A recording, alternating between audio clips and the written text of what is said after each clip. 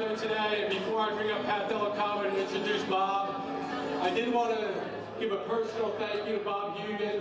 Bob didn't just extend his reach out to the leadership team here at Local 102. Bob was gracious enough to come to our union meetings, our outings, our charitable fundraisers. He truly reached out to his membership. Bob, I thank you for that. Appreciate it.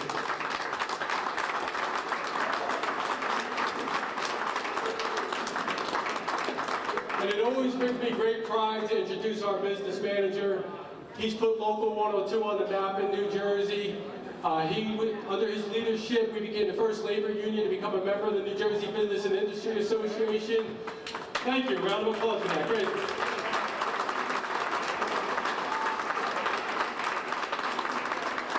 We're also a partner on Choose New Jersey, New Jersey's privately funded marketing arm for business, trying to recruit and retain business in the state of New Jersey. Doesn't cost the taxpayers a dime. It's a great job. Those of you who aren't a part of Choose New Jersey, you should become one. And with that, I'm going to bring up my friend, my partner, Pat Delacava.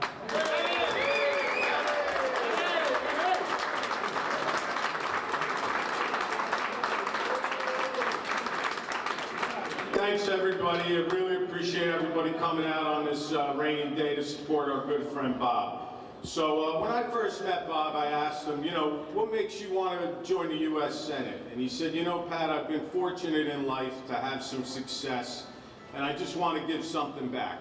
And I said to myself, here's a guy that spent the early years of his life serving in the Marine Corps, and he feels he still needs to give something else back to society. And I got to tell you, in the past year getting to know him, I really respect and admire him. He's a high-quality guy. For the people in the building trades, this is a man that took over a failed drug company, grew it by 850 jobs, put hundreds of building trades people to work without taking any incentive money off the state or anything like that. And the drug, one of the drugs that they produce that cures like a childhood blood cancer, during its trial period, the very first girl that was cured was an IBW lineman's daughter. So Bob, thank you for that.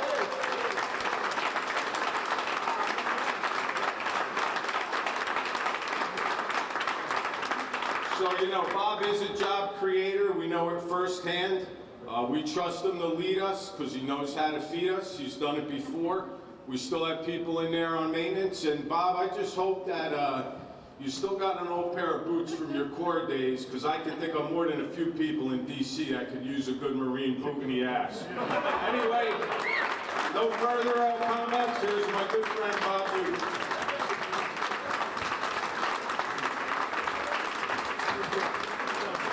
Hey, Pat, thank you so much. Thank you. I'll tell you, I'm so proud to be with you. There's no place I'd rather be with the guys like you, the men and women that make a difference every day to improve the quality of life, work so hard, you earn everything you get.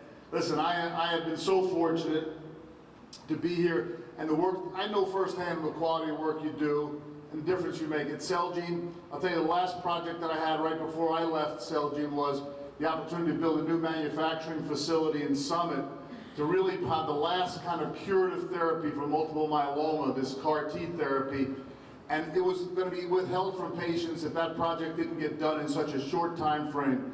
And you guys and other guys just like you made such a difference. And that therapy is now on the verge of being approved by the FDA, but people in clinical trials' lives are being saved every day. And it couldn't have been done without the high quality work that was done on budget and such an accelerated time frame. You're making a difference every day, so I know firsthand what you do, so I appreciate it.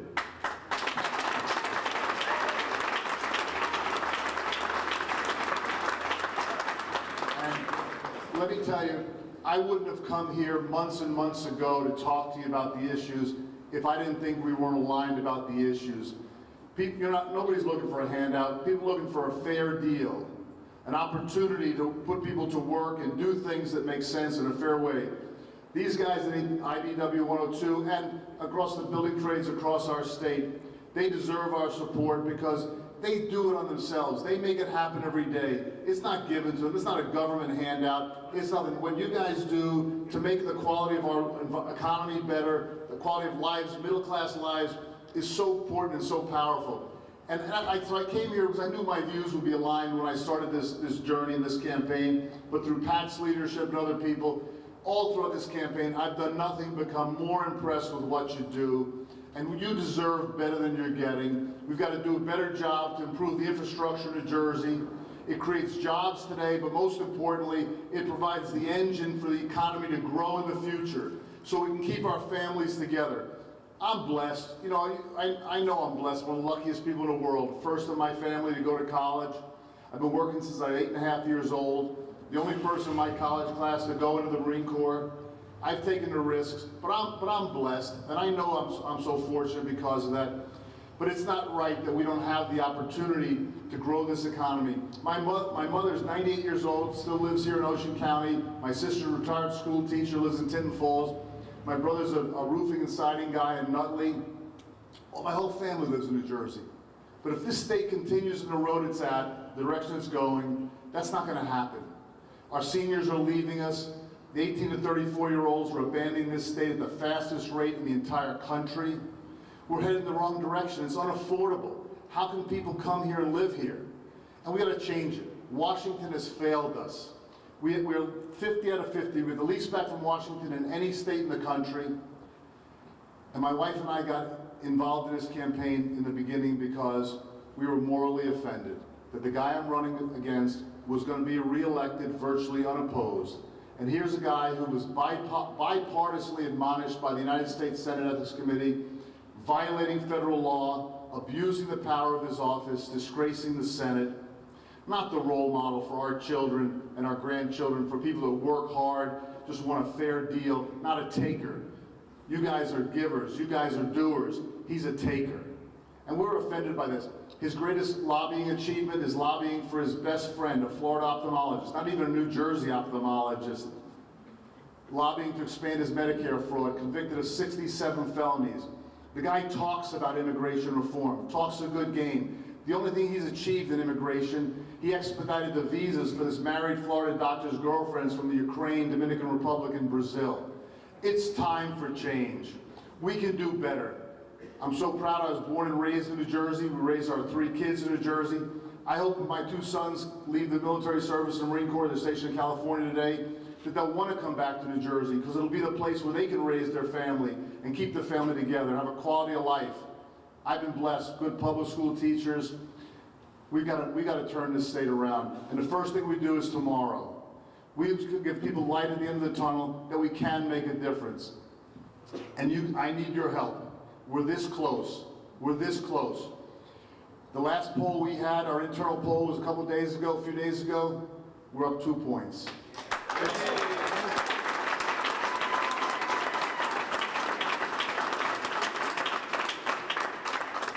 This election is going to be decided on 2 things. One, who gets the vote out. And I was in Cape May last night, Atlantic County, Camden County. People are fired up. They know there's a chance that we do the right thing here. Not overcomplicate. It's between right and wrong. I took an oath 45 years ago to serve loyally my country. I've never violated that oath. Senator Menendez took an oath when he took elected to office, and he's violated that oath. He's been immoral about it, and he's been illegal about it. Getting the vote out, number 1. Number 2, I've been independent all my life. I've been a leader. I'm not a follower. I'm going to do what's right for the people of New Jersey. I don't fill out any special interest questionnaires. As much as I love a lot of the people here in terms of the great political people we have here, do so much for our state, I'm not the product of a political organization. I wasn't made the assembly person or the state senator or the mayor or anything else. My wife and I are funding this campaign virtually ourselves, 90% of it. When I go to Washington, D.C., there's only going to be one constituency. It's you, the people of New Jersey who work hard, make this a great state, and deserve a fair deal, and I'm going to work for you.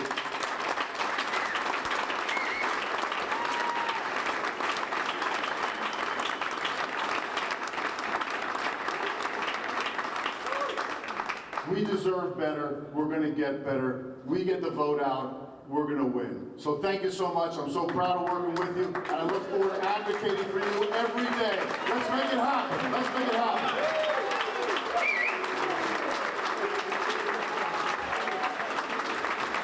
Thanks again for coming, everybody. Give it up for Bob Hugin. ex-U.S. Senator, New Jersey.